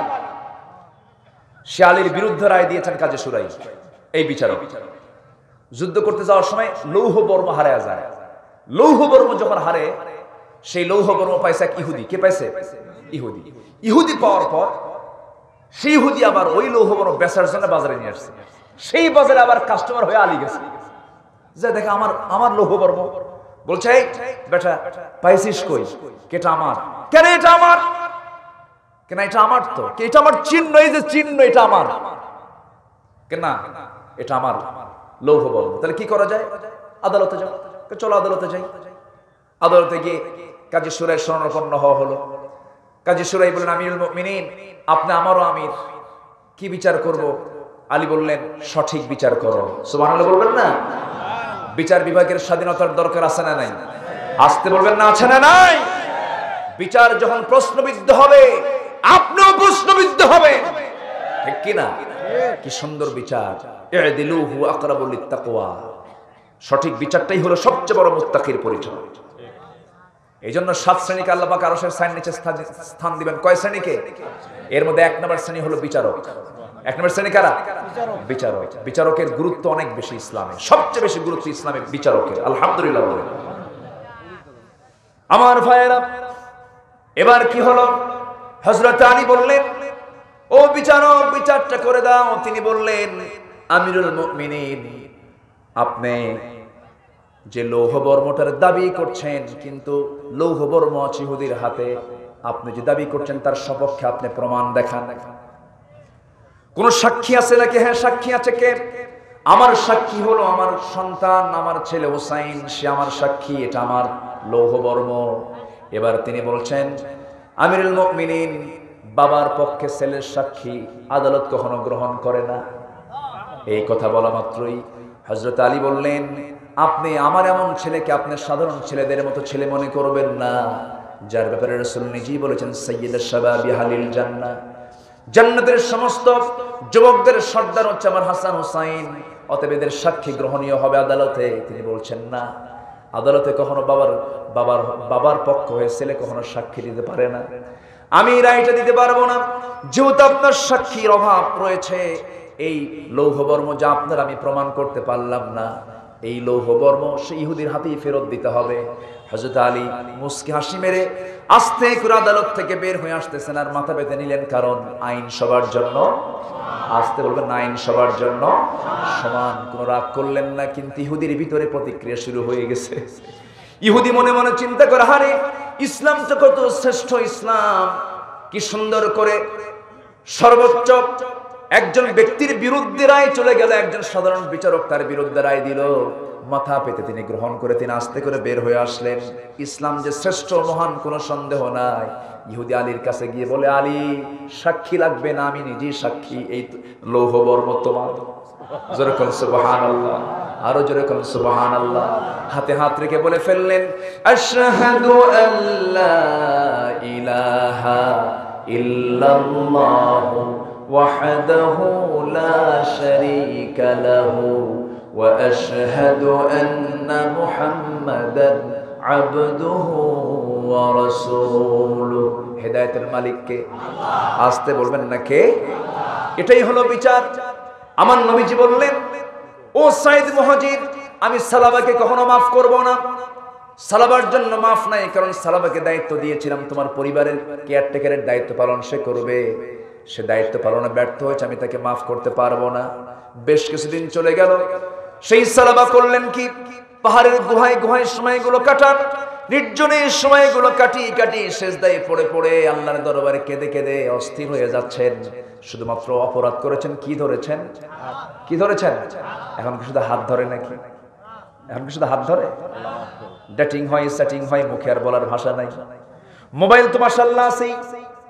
মোবাইলটা নিয়ে রাত 3টার দিকে বালিশ মাথায় রেখে ওযু কইরা তাহাজ্জুদের হালতে, কি কথা বোঝেন নাই? ওই যে মোবাইলে ভিডিও চ্যাটিং চলতেছে, অডিও চ্যাটিং চলতেছে, লেখালেখি চলতেছে, উপরে দেখার জন্য কে আছেন? হাসতে বলবেন না, কে আছেন? আপনি দেখছেন মোবাইল, আপনাকে দেখছেন কে? আল্লাহ। আল্লাহ আমার রাজ সাক্ষী কে? আমি যা বলি, যা করি, যা দেখি, যা শুনি সব রেকর্ড করেন কে? আল্লাহ করেন। কোনো কিছুই বাদ যায় না, সব কিছু আমার আপনার আমলনামায় জমা হয়ে যাচ্ছে। এবার আমার রাসূল যখন ক্ষমা করলেন না তাকে, কিন্তু আমার আল্লাহর দরজা সবার জন্য আছে না নাই? আসতে বলবেন না, আছে না নাই? আহারে, যেই দরবারে, যেই রাসূলের দরবারে ওই সাহাবী মাপ পেলেন না, কিন্তু যে পরিমাণ তওবা করেছেন, যে পরিমাণ চোখের পানি ফেলে কেঁদেছেন, এক পর্যায়ে আমার রাসূলের কাছে সংবাদ চলে এলো, হে রাসূল, আপনি তাকে না মাফ করলেও আমার আল্লাহ তাকে মাফ করে দিয়েছেন। একটু আস্তে কোন সুবহানাল্লাহ। জোরে বলুন সুবহানাল্লাহ। আমার মায়েরা একটু খেয়াল করেন, আমার যুবক ভাইরা একটু খেয়াল করেন, সামান্য হাত ধরাকে কেন্দ্র করে যদি রাসূল এতটা কঠোর হতে পারেন, সেই ক্ষেত্রে আমাদের সজাগ দৃষ্টি রাখার দরকার আছে না নাই? সবার বাড়িতে মেয়ে আছে, সবার বাড়িতে মা বোন আছে, সবার বাড়িতে এই সমস্ত লোকজন আছে, আমরা খেয়াল করার চেষ্টা করব। আমার ভাইরা, আমার রাসূল বললেন, ও সাহাবী কে আছো, আমার সেই সালাবাকে আমার সামনে নিয়ে আসো, দীর্ঘদিন যাবত দেখি না, আমি তাকে না মাফ করলেও আমার আল্লাহ তাকে মাফ করে দিয়েছে। নিয়ে আসা হলো, সালাবা চলে আসলেন, হযরত ওমর ফারুক তাকে ধরে নিয়ে মসজিদ নববীর দিকে নিয়ে চলে আসলেন। আজান হয়ে গেল, আজান হয়ে যাওয়ার পরে নামাজ শুরু হয়ে গেল। নামাজের দায়িত্ব পালন করছেন, কোরআন যার উপরে নাযিল হয়েছে, আমার নবী নিজে নামাজের দায়িত্ব পালন করছেন। নামাজের ভিতরে প্রথম ওয়াক্তে ওই সাহাবী পিছনের দিকে নবীর পিছনে অনেক দিন পর নামাজে দাঁড়ায় গেছেন। আমার নবী সেই সময় নামাজের মধ্যে যে সূরাটা পড়ছিলেন, আলহাকুমুত তাকাসুর হাত্তা যুরতুমুল মাকাবির, কবরের কথা যখন চলে আসলো, হাত্তা যুরতুমুল মাকাবির, কবর পর্যন্ত তোমরা পৌঁছে যাবে, কবরে আমাদেরকে যেতে হবে কি হবে না বলেন? এই আয়াতটি যখন তিনি শুনতে পেলেন, শোনার সঙ্গে সঙ্গে নামাজের মধ্যেই মালাকুল মউত হাজির হয়ে গেল। ওই সাহাবী সালাবা নামাজের মধ্যে দুনিয়া থেকে বিদায় নিয়ে নিলেন। জোরে বলি আল্লাহু আকবার। নামাজের মধ্যে তার মৃত্যু হয়ে গেল। নবীজি নামাজটা শেষ করলেন, নামাজ শেষ করে তাকে দেখতে এসে দেখেন সে লাশ হয়েছে। রাসূল বলেন, ও সাহাবীরা, আমি তাকে না মাফ করলাম, আমার আল্লাহ তাকে মাফ করে দিয়েছেন। জোরে বলুন সুবহানাল্লাহ। আমার মা, সেই জন্য একটু সজাগ থাকতে হবে, সতর্ক থাকতে হবে। কথার পর্দা, দেহের পর্দা, সবকিছুর পর্দা আপনাকে অবলম্বন করতে হবে। এই বিষয়গুলো আপনি খেয়াল করবেন। আল্লাহ রাব্বুল আলামিন বলেছেন, শোনো, আমার জিকির থেকে তুমি নিজেকে নিবৃত রেখো না। জিকির মানে হলো আল্লাহর আইনকে মেনে নেওয়া। কার হুকুম মেনে নেওয়া বলেন? আল্লাহ রাব্বুল আলামিন আরেক জায়গায় বলছেন, ফাইদা কুদিয়াতিস সালাতু ফান্তাশিরু ফিল আরদি ওয়াবতাগু মিন ফাদলিল্লাহ ওয়াযকুরুল্লাহা কাসীরা। জোরে বলুন আল্লাহু আকবার। নামাজ যখন আদায় হয়ে যাবে, মসজিদ থেকে তাড়াতাড়ি বের হয়ে পড়বে, সেই সময় তোমরা জিকির করবে। সবচেয়ে কম না সবচেয়ে বেশি? বেশি করে জিকির করবে। কার কথা? তাহলে ব্যাংকে বসবে, জিকির করবে কার? দাড়ি পাল্লায় নিয়ে বসবে, জিকির করবে কার? ওজন মাপতে নিয়ে জিকির করবে কার? ওজন মাপা সমান সমান, এটাই হচ্ছে জিকির। এরপর আপনি লেনদেন করবেন, সঠিকভাবে লেনদেন করবে, এটাই হলো জিকির। জোরে বলুন সুবহানাল্লাহ। কার হুকুম মেনে নেওয়া? হুকুমটা মেনে নাও, জিকির। হুকুমটা মেনে নাও, জিকির। আমার ভাইয়েরা, আমার বন্ধুগণ, আল্লাহ রাব্বুল আলামিন 5 শ্রেণীকে কবরের আযাব দিবেন না। কবরে কোন প্রকার তাদেরকে প্রশ্ন করা হবে না।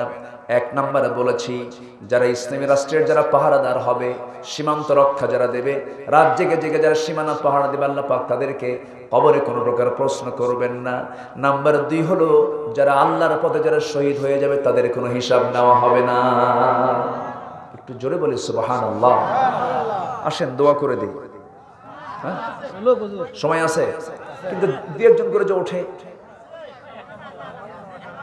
হ্যাঁ একটু যাবেই না? হ্যাঁ একটু যাবেই তো, নাকি 2-1 যাবেই না? এরকম সাথে দিলে তো সবাই চলে যাবে। আপনি কেন উঠতেছেন? কোনো ওঠে নাই, বসেন। আপনি উঠলে আমি শেষ করে যাবো, বসেন। এই তো আর কিছুক্ষণ। অনেক পুরাতন মানুষ, আমার 20 বছর আগে থেকে তাকে চিনি। আলহামদুলিল্লাহ, আল্লাহ জি, হ্যাঁ, আমরা আর খুব অল্প সময়ের মধ্যে আমরা শেষ করে দিচ্ছি। আর বিরক্ত করব না বেশি। আমার জন্য সবাই দোয়া করবেন, আমার জন্য সবাইকে দোয়া করবেন। আমিও দোয়া করি আপনাদের জন্য। আমরা একসঙ্গে দোয়া করব। জি জি, ইনশাআল্লাহ, অবশ্যই অবশ্যই। আমি শেষ করে দিচ্ছি।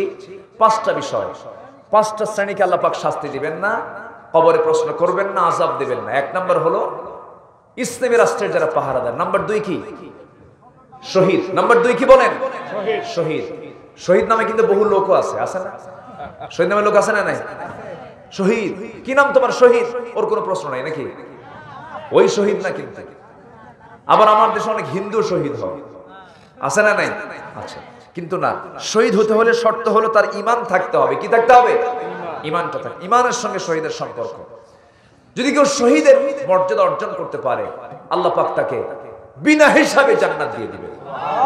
একজন সাহাবী যুদ্ধে যাবার আগে দোয়া করতেছে, কি দোয়া দেখেন, দুজন একসঙ্গে হাত তুলে দোয়া করতেছে। একজন দোয়া করে, আয় আল্লাহ তাআলা, আমি উহুদের ময়দানে যাচ্ছি, উহুদের ময়দানে আমি যখন যুদ্ধ শুরু করব, সেই সময় আমি যেন প্রবল শক্তি প্রয়োগ করে যেন বাতিলদের মোকাবেলা করতে পারি, আমি যেন তাদের বিরুদ্ধে লড়াই করতে পারি। এক পর্যায়ে আমি যখন ধরাশয়ী হয়ে যাব, কাফেররা যেন আমার হাতটা কেটে নেয়, আমার পাটা কেটে নেয়, আমার চোখটা তুলে নেয়, আমার কানটা কেটে নেয়, আমার নাকটা কেটে নেয়, আমার জিহ্বাটা কেটে নেয়, সমস্ত অঙ্গগুলো যেন টুকরো টুকরো করে ফেলে। আমি ওই অবস্থায় যখন লাশ হয়ে পড়ে থাকবো, আমাকে সমাহিত করে দেওয়া হবে। কিয়ামতের দিন আমি আল্লাহর সামনে, আমি তোমার সামনে যখন দাঁড়াবো, আমার চোখ নাই, আমার কান নাই, আমার নাক নাই। আল্লাহ তুমি আমাকে বলবে, ফিমা যদি আনফুক, তোর আজকে নাকটা নাই কেন, তোর কানটা নাই কেন? সেই সময় বলবো, আল্লাহ তোমার জন্য, তোমার দিনকে বিজয়ী করার জন্য আমার নাকটা কাটা গেছে, আমার কানটা কাটা গেছে, এই জন্য তোমার খুশির জন্য আজকে আমার এমনটা হয়েছে। তখন আল্লাহ বলবেন, ও আমার বান্দা আব্দুল্লাহ বিন জাহাশ, আজকে তোর কোনো হিসাব নাই, আজকে তোর কাছে কোনো প্রশ্ন নাই, আজকে বিনা হিসাবে আমি তোকে জান্নাত দিয়ে দিলাম। জোরে করুন সুবহানাল্লাহ। আমার ভাইয়েরা, উহুদের প্রান্তরে 70 জন সাহাবী শাহাদাত বরণ করেছেন। এর মধ্যে আমার নবীর আপন চাচা সাইয়্যিদুশ শুহাদা আমির হামজা রাদিয়াল্লাহু তাআলা আনহু, যারা হজে গেছেন, উহুদের প্রান্তর দেখতে গেছেন, তারা, আমি নিজের চোখে দেখেছি প্রাচীরের মধ্যে 70 জন সাহাবীর লাশ এক জায়গায় তাদেরকে দাফন করা হয়েছে। নামাজ পড়িয়েছেন মুহাম্মদ সাল্লাল্লাহু আলাইহি ওয়াসাল্লাম। যখন কবর যখন সমাহিত করা হবে, আপন চাচার লাশ যখন সামনে হাজির করা হলো, খুঁটে খুঁটে কানগুলো নিয়ে, কানটা নিয়ে আসা হয়, খুঁটে খুঁটে বুকের সেই কলিজা ভেদ, বুক ভেদ করে কলিজাগুলো ছড়িয়ে ছিটিয়ে ছিল, সবগুলো যখন গুছিয়ে গুছিয়ে যখন আনা হলো, আমার নবী আমার চাচার দিকে, আমার নবী তার চাচার দিকে বারবার তাকান আর বলছেন, চাচা 32 জন কাফেরকে তুমি বদরের যুদ্ধে শহীদ দুনিয়া থেকে বিদায় করে দিয়েছো, আজকে তোমার সফল জীবন, আজকে তুমি শহীদের মর্যাদা অর্জন করতে পেরেছো চাচা। আমার নবী আবেগ আপ্লুত হয়ে পড়লেন, কারণ চাচার মধ্যে একজন চাচা ইসলাম কবুল করেছেন, সাইয়্যিদুশ শুহাদা আমির হামজা রাদিয়াল্লাহু তাআলা আনহু। আবু তালেবকে কাফের অবস্থায় পেয়েছেন, আবু লাহাব কাফের ছিল। দুজন চাচা ইবনে আব্বাস রাদিয়াল্লাহু তাআলা আনহু এবং এই আমির হামজা দুজন ইসলাম কবুল করেছিলেন। আমার নবীজির যে কষ্টটা হলো, তিনি যখন দুনিয়া থেকে বিদায় নিলেন, দাফন যখন করা হবে, আমার নবীজি সেই সময় বললেন, ও আমার সাহাবীরা, আমার চাচা আমির হামজার দেহের আজকে যে অবস্থা, আর আব্দুল্লাহ বিন জাহাশের সেই শরীরের একই অবস্থা, এই দুইজনকে একই খবরে তোমরা সমাহিত করে দাও, কারণ দুইজনই কিয়ামতের দিন আল্লাহর সামনে একসঙ্গে সামনে আল্লাহর সামনে দাঁড়ায়া যাবে। জোরে করুন সুবহানাল্লাহ, আরো জোরে করুন সুবহানাল্লাহ। শহীদের দাম অনেক বেশি। হয়তো আপনার মনে প্রশ্ন আসতে পারে, হুজুর শহীদ হব কেমনে? শহীদ হওয়ার জন্য আর রক্তাক্ত হতেই হবে এমনটাও কোনো শর্ত নয়। আপনি যদি বিছানায় মারা যান, আল্লাহ পাক আপনাকে শহীদের দরজা দিয়ে দিবেন। কেমনে দিবেন আমরা একটু শুনি। কেমনে আপনি এই মর্যাদা পাবেন? আপনি যে মরে যাবেন, আপনি যে শহীদ হবেন, আপনি যে নিহত হবেন, এমন তো গ্যারান্টি আপনি দিতে পারবেন না। একজন সাহাবী খালিদ বিন ওয়ালিদ রাদিয়াল্লাহু তাআলা আনহু 250 বেশি যুদ্ধ করেছেন। 250 বেশি যুদ্ধ অংশগ্রহণ করার পরেও শাহাদাত বরণ করতে পারেন নাই। ধর্মের সেই যুদ্ধে গিয়ে তিনি শাহাদাত বরণ করতে, রক্তাক্ত হতে পারেন নাই। যখন তিনি মারা যাবেন, খলিফা ওমরের শাসনামল যখন তিনি মারা যাচ্ছিলেন, সেই সময় তিনি বলছেন, আল্লাহ এতগুলো যুদ্ধ করলাম, প্রত্যেকটা যুদ্ধে বিজয়ের পতাকা ছিনিয়ে আনলাম, কিন্তু আমি আজকে বিছানায় সাধারণ মানুষের মতো মারা যাচ্ছি, আমি শহীদ হতে পারলাম না। এমন ধরনের আফসোস করে যখন তিনি মারা যাচ্ছিলেন, ওমরে ফারুক বলছেন, ওরে খালিদ বিন ওয়ালিদ, তুমি কি সেই সময়ের কথা, তুমি কি সেই হাদিসের কথা ভুলে গেছো? রাসূল বলেছেন, যদি কোনো বান্দা শাহাদাতের তামান্না রাখে, বাল্লাহুল্লাহুল মানাজিলাশ শুহাদা ওয়া ইম্মা তাআলা ফিরাশিহি, বিছানায় যদি মরণ হয়ে যায়, আল্লাহ পাক তাকে শহীদের দরজা দিয়ে দেন। যেরকম সুবহানাল্লাহ। আরেকজন সাহাবী ইসলাম কবুল করেছেন। ইসলাম কবুল করার পর ওই সাহাবী যখন চাচার সামনে যখন দাঁড়ালেন, চাচা আপন চাচা খেপে গিয়ে রেগে গিয়ে বলছে, আমার ভাতিজা তোর বাপ মরে গেছে তোর জন্মের আগেই, তুই আমার সামনে মানুষ হয়েছিস, আমি তোকে অনেক সম্পত্তি লিখে দিয়েছি, শুনলাম তুই নাকি ইসলাম কবুল করেছিস। এবার ভাতিজা বলছে, চাচা আপনি এমন করে প্রশ্ন করেন কেন? সূর্য উদয় যেমন সত্য, আমার দিন গ্রহণ করা তেমনই সত্য, আমি দিন গ্রহণ করেছি। চাচা আপনি কি বলবেন বলেন। এবার চাচা বলতেছি, এটার রেজাল্ট কত ভয়াবহ হতে পারে তুই কি জানিস? চাচা আপনি বলেন, যা বলবেন তাই হয়ে যাবে। এবার বলতেছে, আমি তোকে সমস্ত সম্পত্তি থেকে মাহরুম করে দেব। এবার ভাতিজা বলতেছে, চাচা সম্পত্তি থেকে মাহরুম করে দিলেও কোনো লাভ হবে না, আপনি যা চাবেন সব দিয়ে দেব, দুনিয়ার সমস্ত কিছু দেব, জীবনটাও দেব, কিন্তু আমি কখনো আমার ইসলামটা ছাড়তে পারবো না। চাচা তার কাছ থেকে সম্পত্তিটা জবরদখল করে নিল। এমনকি শেষ পর্যন্ত ঘরের মধ্যে তুলে বলছে, পাঞ্জাবি খুলে দে, জামাটা খুলে দিলেন, লুঙ্গিটা খুলে দে, লুঙ্গিটাও জোর করে খুলে নিল। খুলে নেওয়ার পর উলঙ্গ অবস্থায় ঘর থেকে তাকে বের করে দিল। বের হয়ে যাওয়ার পর কোন দিকে যাবেন তিনি মার দরজায় গিয়ে ডাকলেন, মা দরজা খুলো। দরজা খুলে বলছেন, মা আমার দিকে তাকাইও না, দিন গ্রহণ করার কারণে আমার চাচা আমার পরনের লুঙ্গিটাও খুলে ফেলে দিয়েছে, মা একটা ছোট্ট চাদর দাও, চাদরটা দিয়ে আমার সতরটা ঢেকে নেই, দুনিয়ার সব দরবার বন্ধ হলো, আমার নবীর দরবারটা খোলা আছে, জোরে কোন সুবহানাল্লাহ। আমি আমার নবীর দরবারে চলে যাব। সেই সাহাবী আব্দুল্লাহ করলেন কি, শীতকালে তার বাড়িটা ছিল মক্কা এবং মদিনার মাঝামাঝি জায়গায়, শীতকালে পায়ে হেঁটে ওই সামান্য একটা চাদর দিয়ে সদরটা ডেকে দৌড়ে দৌড়ে মদিনার দিকে রওনা করলেন। মদিনায় গিয়ে যখন পৌঁছলেন, সকালবেলা হলো, ভোরবেলা, শীতকাল, 1.5 থেকে 2 মাস মদিনায় শীতকাল থাকে, শীত থেকে যায়। ওই কনকনে শীতের মধ্যে দরজায় গিয়ে করাঘাত করলেন, কড়া নাড়লেন। আমার নবীজি দরজা খুলেই দেখেন একজন সুন্দর যুবক, টকবকে যুবক, থরথর করে কাঁপতেছে, খালি গায়ে, কোনো কাপড় চোপড় নাই। রাসূল বলেন, মান আনতা, তুমি কি? আনা আব্দুল্লাহ, আমি আল্লাহর গোলাম। সঙ্গে সঙ্গে তিনি বলছেন, থামো, আমি একটু ভিতরে থেকে আসি। ভিতরে গেলেন, আমার নবীজির সবচেয়ে পছন্দের 2টা জুব্বা হাতের মধ্যে নিয়ে বললেন, ও আব্দুল্লাহ, তোমার গায়ে কাপড় নাই, আমার পরনের সুন্দর 2টা জুব্বা আমি তোমাকে হাদিয়া স্বরূপ দিয়ে দিলাম, জোরে কোন সুবহানাল্লাহ। যখন জুব্বা তার হাতে দেওয়া হলো, আনন্দ দেখে কে কে বলেছে আমার কাপড় নাই, রাসূল আমাকে কাপড় দিয়েছেন। এরপরে বলা হলো, ওরে আব্দুল্লাহ, তোমার মনের চাওয়াটা কি বলো? আব্দুল্লাহ বলছেন, ইয়া রাসূলুল্লাহ, আমার মনের চাওয়াটা সেটাই, যেই চাওয়াটা আমি পাইলে পরে, সেই প্রাপ্তিটা আমার পূরণ হলে পরে কবরে কোনো শাস্তি হবে না, আমি শহীদ হতে চাই। আমি কি হতে চাই? শহীদ হতে চাই। সঙ্গে সঙ্গে বলা হলো, আব্দুল্লাহ, আমি তোমার জন্য দোয়া করছি। হাত উপরে তুললেন, উপরে তুলে বলছেন, আল্লাহ, আব্দুল্লাহর দিন গ্রহণ করতে দারুণ কষ্ট পেতে হয়েছে, আব্দুল্লাহর রক্ত মাংস তুমি আল্লাহ কাফের বেঈমানদের জন্য হারাম করে দাও। সাহাবীর মন খারাপ হয়ে গেল। সাহাবী বলছেন, ইয়া রাসূলুল্লাহ, আমি দোয়া চাইলাম কি, আপনি দোয়াটা করলেন কি? কাফের বেঈমানদের জন্য আমার রক্ত যদি হারামি হয়ে যায়, আমি তো শহীদ হতে পারবো না। রাসূল বলেন, ও আব্দুল্লাহ, তোমার দিন গ্রহণ করতে দারুণ কষ্ট হয়েছে, চিন্তা করো না আব্দুল্লাহ, তুমি শহীদের মর্যাদা পেয়ে যাবে। আমার নবীজির কাছে ইসলাম কবুল করে কোরআনটা হাতের মধ্যে নিয়ে, কোরআনটা জিকির, কোরআনটা কি বলেন? জিকির। ওই আব্দুল্লাহ করেন কি, সাহাবীদের মধ্যে যে সমস্ত সাহাবী নবীর ঘরের পাশেই থাকতেন, আসহাবের সুফার সদস্যরা যেখানে থাকতেন, সেই জায়গায় গিয়ে ওই সাহাবী গিয়ে সবার মধ্যে গিয়ে যখন কোরআন পড়তেছিলেন, চিৎকার মেরে মেরে কোরআন পড়েন, আওয়াজ দিয়ে দিয়ে কোরআন পড়েন।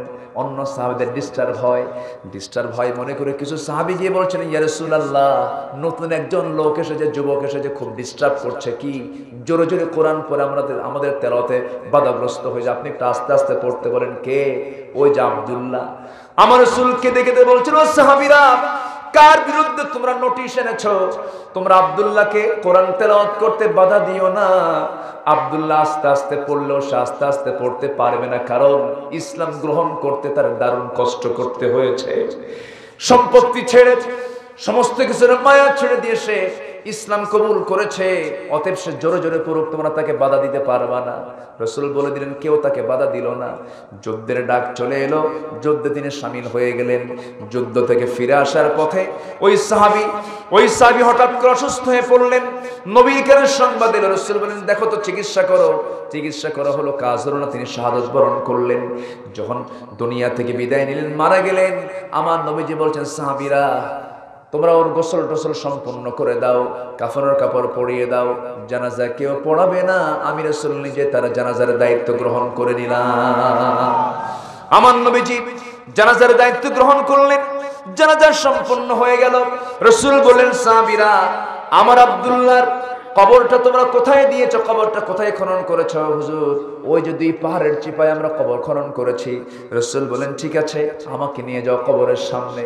রাসূল কবরের সামনে গিয়ে দাঁড়িয়ে বলছেন, সাহাবীরা রে, জানাজা আমি পড়ালাম, কবরে কেউ রাখবে না আমার আব্দুল্লাহকে, আমার 2 হাতে আমার আব্দুল্লাহকে আমি আজকে সমাহিত করব। আমার নবীজি কেঁদে কেঁদে নিজে কবরের মাটিতে নামলেন, নেমে বলছেন, আমার আবু বকর কোথায়? আবু বকর এইদিকে আসো। আবু বকরকে তিনি ডান পাশে নামায়া দিলেন।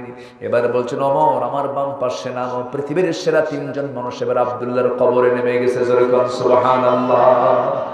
আমার নবীজি আব্দুল্লাহর কবরে নামলেন, ডান পাশে আবু বকর, বাম পাশে ওমর রাদিয়াল্লাহু তাআলা আনহু।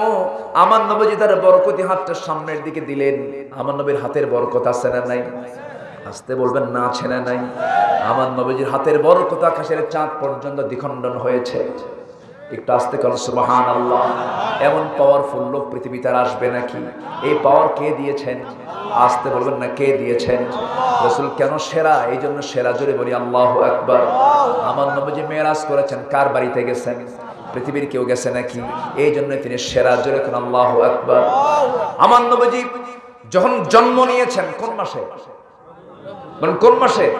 এই মাসের নাম কি?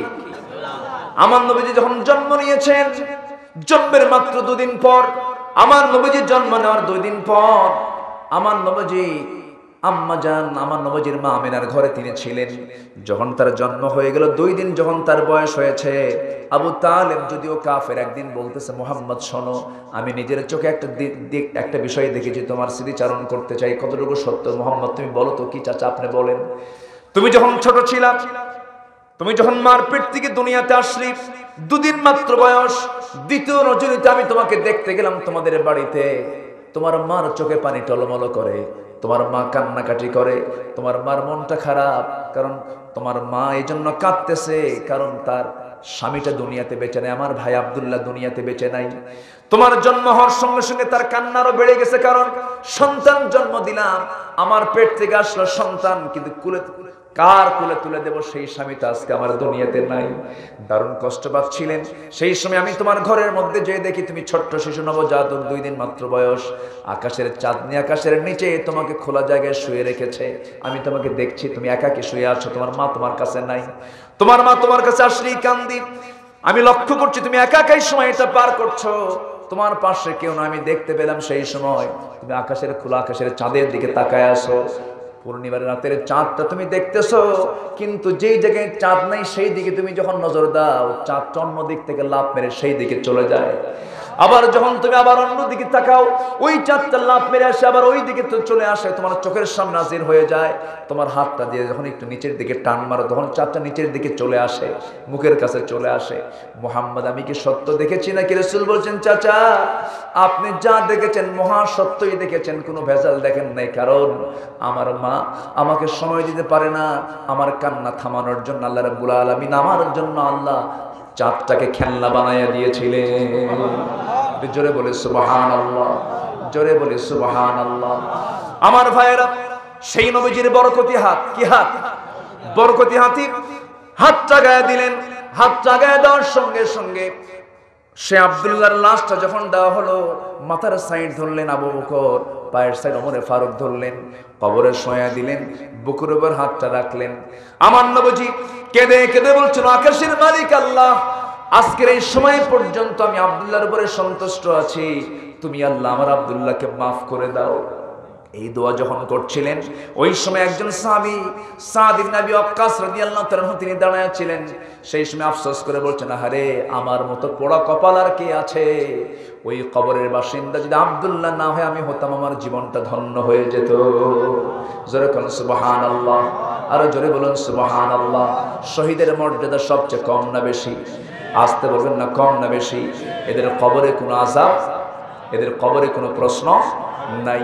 নাম্বার 3 হলো, যদি কোনো বান্দা সূরা মুলক পড়ে, সূরা মুল্ক যদি সকাল সন্ধ্যা যদি তেলাওয়াত করে আল্লাহ রাব্বুল আলামিন তাকে কবরে কোনো আযাব দিবেন না। একটু জোরে বলে সুবহানাল্লাহ। কোন সূরা পড়বো আমরা? সূরা মুল্ক আমরা পড়বো নিয়মিত, জোরে বলি ইনশাআল্লাহ। 5 ওয়াক্ত নামাজ না পড়লেও চলবে, এরকম কিছু নাকি আবার? আচ্ছা। নাম্বার 4 হলো যদি কারো মৃত্যু যদি জুমার দিন হয়। কিসের দিন হয়? জুমার দিন অথবা জুমার রাতে। জুমার রাত মানে হচ্ছে বুধবার দিবাগত রাত্রি, বৃহস্পতিবার না, হ্যাঁ বৃহস্পতিবার দিবাগত রাত্রি শুক্রবার পড়ে যায়। এই রাত অথবা দিন এর মধ্যে যদি কারো ইন্তেকাল হয়ে যায়, আল্লাহ তাকে কবরের আযাব থেকে রেহাই দিবে। সুবহানাল্লাহ, জোরে বলে সুবহানাল্লাহ। যদি মুনাফিক মরে, কি কথা কি বুঝতেছেন? ওর জন্য এই প্রাপ্তি নেই। আচ্ছা, অনেক কথা ছিল, একটু শর্ট করে বলে ফেলি। পীড়ায়, পেটের পীড়ায় যদি কেউ মারা যায়, পেটের পীড়া, সহি হাদিস এসেছে যদি কেউ পেটের পীড়ায় মারা যায়, ধৈর্য যদি ধরে, কিছু কিছু মহিলা আছে ধৈর্য ধরতে পারে না, অসুখের ঠেলায় আল্লাহ তোমার চোখ আসলেই কানা, এরকম আছে না নাই বলেন তো? এরকম করা যাবে না। কষ্ট হচ্ছে, তীব্র যন্ত্রণা, বলতে হবে আল্লাহু আকবার, বলতে হবে সুবহানাল্লাহ, এর উপরে থাকতে হবে। তাহলে আল্লাহ পাক তাকে শহীদের দরজা দিয়ে দিবে, আল্লাহ পাক তাকে কবর আযাব থেকে মাফ করে দিবে। আগুনে পড়ে, পানিতে, আগুনে পড়ে, পানিতে পড়ে, এরপরে রোড অ্যাক্সিডেন্টে যদি কোনো ইমানদার মারা যায়, আল্লাহ তাদেরকে শহীদের দরজা দিয়ে দেয়। আল্লাহ তুমি সবাইকে বোঝার তৌফিক দাও। আসেন দোয়া করি। اللهم صل على محمد وعلى آل محمد كما صليت على إبراهيم وعلى آل إبراهيم إنك حميد مجيد. اللهم بارك على محمد وعلى آل محمد كما باركت على إبراهيم وعلى آل إبراهيم إنك حميد مجيد. বিরাহটি কবরস্থানে অনেক মাইয়াত শুয়ে আছেন, আমরা তাদের রুহের মাগফিরাত কামনা করছি। যারা দুনিয়া থেকে বিদায় নিয়েছেন, আল্লাহ তুমি তাদের জিন্দেগীর সমস্ত গুনাহগুলোকে মাফ করে দাও। আল্লাহুম্মা আমিন। রব্বানা যালামনা أنفسنا وإن لم تغفر لنا وترحمنا لنكونن من الخاسرين.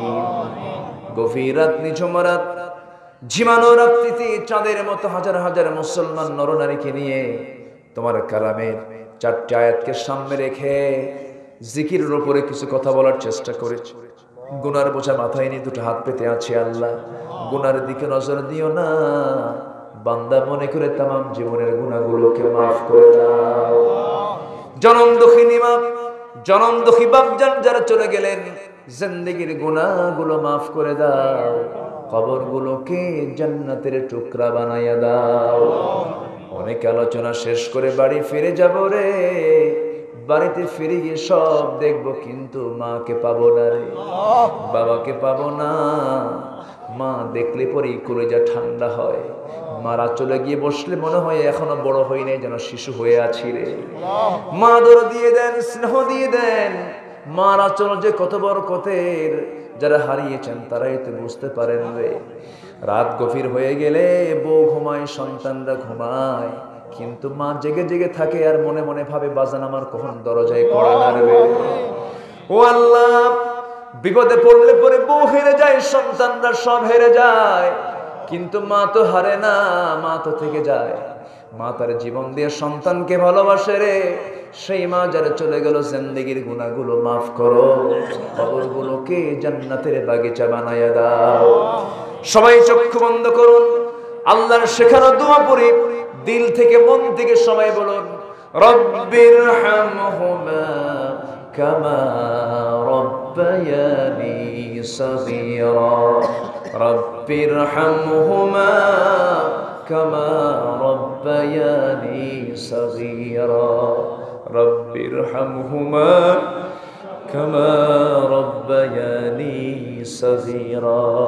ও আল্লাহ, বিশেষ করে মাহফিলের আয়োজন যারা করলেন, শোনার জন্য দূর দূরান্ত থেকে যারা আসলেন, বিনিময়ে কিয়ামতের কঠিন ময়দান, যেদিন কেউ কাউকে চিনবে না, মা সন্তানকে ভুলে যাবে, সন্তান মাকে ভুলে যাবে, কেউ কাউকে বুঝবে না, চিনবে না, অস্বীকার করে বসবে, যেদিন মানুষ কাঁদতে কাঁদতে চোখের পানিগুলো পড়ে যাবে রে। ও আল্লাহ, চোখ থেকে রক্ত বের হওয়া শুরু হয়ে যাবে। সেই কঠিন মুসিবতের দিনে এই মাহফিল সবার জন্য নাজাতের মাধ্যম বানায়া দিও। ও আল্লাহ, আমার ডানে, আমার বামে, আমার সামনে, আমার পিছনে আড়ালে যত ভাই যত মা বোন হাত তুলেছেন, ও আল্লাহ তুমি তো সবার অন্তরের খবর রাখো, যার যা চাওয়া তুমি আল্লাহ পাওয়া করে দিও। অসুস্থ সুস্থ করে দাও, ঋণগ্রস্ত ঋণ মুক্ত হওয়ার তৌফিক দিয়ে দাও, ব্যবসায় মন্দা বরকত দিয়ে দাও, পরিবার অশান্তি শান্তি দিয়ে দাও, ছেলে পেলে কথা শোনে না অনুগত করে দাও, পরিবারকে দ্বীনের জন্য কোরআনের জন্য তুমি আল্লাহ কবুল আর মঞ্জুর করে নাও। আয় আল্লাহ তাআলা, এই পৃথিবীতে আসার তো সিরিয়াল ছিল, যাওয়ার তো কোনো সিরিয়াল নাই। কে কখন চলে যাব জানি না। দাদার আগে নাতি যায়, বাবার আগে ছেলে যায়, মার আগে মেয়ে চলে যায়। এই তো দুনিয়ার নিয়ম রে, কে কখন চলে যাব জানি না। আল্লাহ মূর্তি যখন হবে শহীদ মৌত কপালে জুটাইয়া দিও।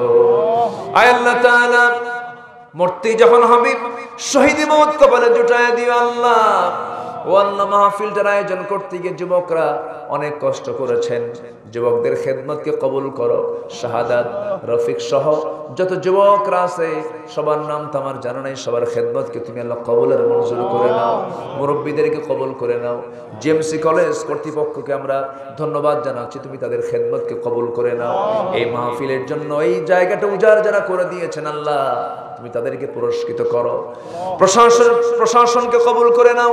আয় আল্লাহ তাআলা, দুনিয়া থেকে কোন দিন বিদায় হব জানি না। ও আল্লাহ, মূর্তি যখন হবে আল্লাহ মেহেরবানি করে এমন ভাবে নিও না যেইভাবে নিলে পরে তোমার কাছে ধরা খেয়ে যাব। আল্লাহ মেহেরবানি করে মূর্তি যখন হবে আল্লাহ মেহেরবানি করে তোমার পছন্দের বান্দার কাতারে আমাদেরকে নিও। আয় আল্লাহ তাআলা, চেয়ারম্যান মহোদয়কে তুমি আল্লাহ কবুলের মঞ্জুর করে নিও। আয় আল্লাহ তাআলা, অনেক মেহনত তিনি করেছেন, তার খেদমতকে তুমি আল্লাহ কবুলের মঞ্জুর করে নিও। আল্লাহ তোমার বান্দাগুলো সবার নাম তো আমার জানা নাই রে, তোমার বান্দাগুলো কোন জ্বালায় আছে তুমি আল্লাহ ভালো করে জানো। মেহেরবানি করে যার যা চাওয়া তুমি আল্লাহ পাওয়া করে দিও। যে ঘরে মেয়ে আছে বিয়ে হয় না, বিয়ের বন্দোবস্ত করে দাও। আয় আল্লাহ তাআলা, আজকে সমাজে মেয়েদেরকে ঠিক মতো রাখা যে কত কঠিন হয়ে গেছে। ও আল্লাহ, মেহেরবানি করে আমাদের মুসলিম পরিবারের মেয়েদেরকে ইসলাম মেনে চলার তৌফিক দিয়ে দাও। আয় আল্লাহ তাআলা, একদিন তো চলে যাব রে, মরে যাব একদিন। যেদিন মরণ হবে সকালে মরব, দুপুরে দাফন, দুপুরে মরব রাতের মধ্যে দাফন, রাতে মরে যাব সকাল 10টার মধ্যে দাফন হয়ে যাবে। বলবো যে দেরি করো না, লাশ পচে যাবে, গলে যাবে, ফুলে যাবে, দেরি করবে না, আমার গোসলটা সম্পূর্ণ করায় দেবে রে। সেলাইওয়ালা কাপড় কেচি দিয়ে কেটে কেটে সব খুলে খুলে নেবে, আমাকে এমন জামা পরায় দেবে রে যেই জামার সেলাই নাই, পকেট নাই, বোতাম নাই, মাথায় বাঁধন দেবে, পায়ে বাঁধন দেবে, জানাজা শেষ করে দেবে, মরা মুখ সব দেখে দেখে চলে যাবে রে। আমার চেহারা সব দেখা শেষ হয়ে যাবে, সবাই কাঁদবে, আমাকে টেনে হেঁচড়ে নিয়ে চলে যাবি। সন্তান বলবে বাবা কোথায় যাচ্ছে তোমাকে নিয়ে পালকিতে চড়ায়া, আমিও যাব রে বাবা। সে তো বোঝে না সেই জায়গায় কেউ সাথী যায় না। বউ বলবে আমার স্বামী গো আজকে তুমি কোথায় যাচ্ছ, প্রত্যেক দিন একটা চুমু দিয়া সালাম দিয়া যাও, আজকে আমার সঙ্গে কথা কেন বলো না। সব মোহব্বত মাইনাস হয়ে যাবে, ওই কবরে রেখে আসবে, বাঁশ চাপা দেবে, মাটি চাপা দেবে রে, জীবনের শেষ বিদায় দিয়ে দেবে। 24 ঘন্টা চলে যাবে, নিজের দেহের ভিতরে পোকা জন্ম নেবে, মাথার চুলগুলো খসে খসে পড়বে, শ্যাম্পু দিয়া কাজ হলো না। আমার চামড়ায় কত তেল সাবান দিয়েছি, মারা যাওয়ার সঙ্গে সঙ্গে 3 দিন যাবে না, সব গলে গলে যাবে রে। পেটের ভিতরে থাকে নারী ভরি সব চোখ মুখ কান নাক দিয়ে বের হয়ে আসবে। আমার 3 মাসের ব্যবধানে যত্নে গড়া দেহ সব পোকার পেটের খাদ্য হবে রে। 3 মাস পরে কবর খুঁড়ে দেখা যাবে, ওই কবরে কয়েকটা হাড় গড়ছে না, কিছুই নাই। ও আল্লাহ, এই তো দুনিয়ার জীবন, তোমার কাছে ফরিয়াদ করি, তোমার কাছে ফরিয়াদ করি, তোমার পছন্দের গোলাম না হওয়া পর্যন্ত আমাদের কাউকে মরণ দিবা না। মৌতের সময় সবার জবানে জারি করে দিও কালো যে কালিমা তাইয়্যিবা লা ইলাহা ইল্লাল্লাহ মুহাম্মাদুর রাসূলুল্লাহ।